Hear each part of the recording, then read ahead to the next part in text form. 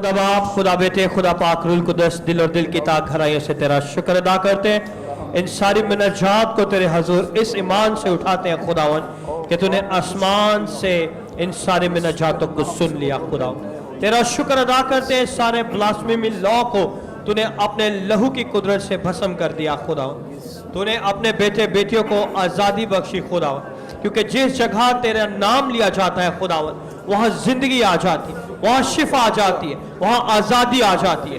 मुल्क पाकिस्तान में खुदावन मसीहों के लिए खुदावन तेरे यीशु नाम से आज़ादी मांग लेते हैं ताकि आज़ादाना तौर पे खुदावन तेरी इबादत करें और तेरे नाम की गवाही देने वाले बने कि मेरा जिंदा खुदावन यीशु मसीह नासरी मेरे साथ खड़ा है।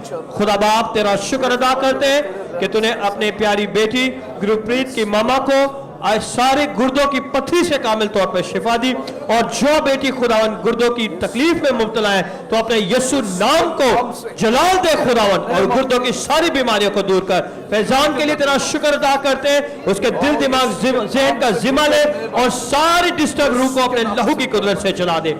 खुदा बाप तेरा शुक्र अदा करते हैं कि तूने रीमा को अपने बुजुर्ग हाथों की पनाह में रखा और उसे मां बनने का हक अदा किया।